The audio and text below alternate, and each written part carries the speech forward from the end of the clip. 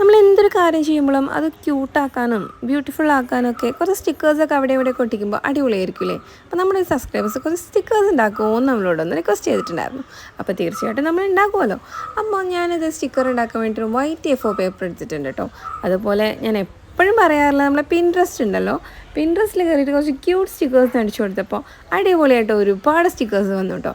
അതിൽ എനിക്ക് ഇഷ്ടപ്പെട്ട കുറേ എണ്ണം ഞാൻ ഈ ഒരു പേപ്പറിലേക്ക് ട്രേസ് ഔട്ട് ചെയ്തിട്ട് ഇഷ്ടമുള്ള കളർ കൊടുത്തു. അതുപോലെ തന്നെ കളറിങ് മാത്രം പോരാ, നമ്മളൊരു സ്റ്റിക്കർ ഫീൽ കിട്ടണമെന്നുണ്ടെങ്കിൽ ഇതുപോലെ ഒന്ന് കട്ട് ചെയ്തെടുക്കണം കേട്ടോ. ഞാൻ എല്ലാ പിക്ചേഴ്സും സെപ്പറേറ്റ്ലി കട്ട് ചെയ്ത ശേഷം അതിന് ഇതുപോലെ കുറച്ച് വൈറ്റ് മാസ്കിങ് ബോർഡർ ഇട്ട ശേഷമാണ് കട്ട് ചെയ്തെടുക്കുന്നത്.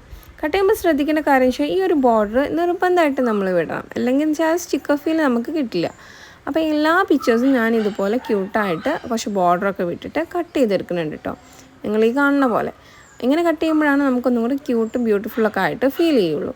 ഇനി നമുക്ക് ചെയ്യേണ്ട ഒരു കാര്യം എന്താണെന്ന് വെച്ചാൽ, നമ്മൾ ഈ ഒരു കട്ട് ചെയ്ത് വെച്ചിട്ടുള്ള സ്റ്റിക്കേഴ്സ് എല്ലാം ഉണ്ടല്ലോ, അത്യാവശ്യം വീതിയുള്ള ഒരു സെല്ലോ ടേപ്പ് എടുത്തിട്ട് അതിലേക്ക് ഒട്ടിക്കണം. അപ്പോൾ എങ്ങനെയാണ് ഒട്ടിക്കേണ്ടതെന്ന് വെച്ചാൽ, നമ്മൾ ഇത്തിരി വീതിയുള്ളൊരു സെല്ലോ ടേപ്പ് എടുത്തിട്ട് നമ്മൾ ഈ കട്ട് ചെയ്ത പിക്ചേഴ്സൊക്കെ കമഴ്ത്തി ഒട്ടിക്കാം. ഈ വീഡിയോയിൽ കാണുന്ന രീതി, അത് നല്ല പോർഷൻ പുറത്തേക്ക് സെല്ലോ ടേപ്പിൻ്റെ ഉള്ളിലേക്ക് കാണുന്ന രീതിയിൽ. എന്നിട്ട് ഇതിന് നമുക്ക് കുറച്ച് സെല്ലോ ടേപ്പ് ഔട്ടർ കവർ വിട്ടിട്ട് അത് കട്ട് ചെയ്യുക.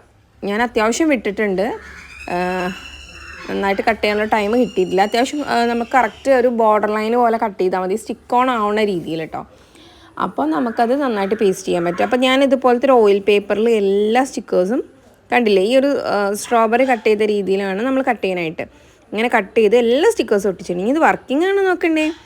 അപ്പോൾ അതേ വർക്കിംഗ് ആണ് കേട്ടോ. നോക്കിയാൽ നമുക്ക് സ്റ്റിക്കർ ഇതുപോലെ പീൽ ഓഫ് ചെയ്തെടുക്കാം. എടുത്ത ശേഷം നമുക്ക് എവിടെയാണോ ഒട്ടിക്കേണ്ടത് അവിടെ കൊണ്ടുപോയിട്ട് പ്ലേസ് ചെയ്ത് കൊടുക്കാം. അപ്പോൾ ഈ ഒരു ഹാവ് എ നൈസ് ഡേ ഞാൻ എഴുതിയതാട്ടോ, കാലിഗ്രഫി ഒക്കെ നോക്കി എഴുതിയതാണ്. അപ്പോൾ അതിൻ്റെ ചുറ്റും ഒന്ന് ഡെക്കറേറ്റ് ചെയ്യാൻ വേണ്ടിയിട്ട് ഞാനിത് നമ്മൾ ഉണ്ടാക്കിയിട്ടുള്ള സ്റ്റിക്കേഴ്സ് വെച്ചിട്ട് ഒന്ന് ക്യൂട്ടാക്കി എടുക്കുന്നുണ്ട് കേട്ടോ. നമുക്ക് ഇഷ്ടമുള്ള ടൈപ്പ് സ്റ്റിക്കേഴ്സ് വരച്ചെടുക്കാൻ പറ്റും. അതുകൊണ്ട് തന്നെ ഇത് ഭയങ്കര സിമ്പിളുമാണ്, നമുക്ക് പൈസ ചിലവില്ലാതെ തന്നെ ഈസി ആയിട്ട് നടക്കുകയും ചെയ്യും. അപ്പോൾ എങ്ങനെയുണ്ട്? അപ്പോൾ എന്നും പറയുന്ന പോലെ like, comment, share, subscribe. Comment തീർച്ചയായിട്ടും ചെയ്യണം കേട്ടോ. പിന്നെ അതുപോലെ തന്നെ ഓരോ സബ്സ്ക്രൈബേഴ്സ് ഓരോ കാര്യങ്ങൾ ചെയ്യാൻ പറയുമ്പോൾ ഞാൻ ഉറപ്പായിട്ടും ചെയ്യുന്നുണ്ട്. അപ്പോൾ നിങ്ങൾക്കും അതുപോലെ എന്തെങ്കിലുമൊക്കെ ആഗ്രഹങ്ങളുണ്ടെങ്കിൽ തീർച്ചയായിട്ടും കമൻറ്റ് ബിലോ. അപ്പോൾ ബൈ.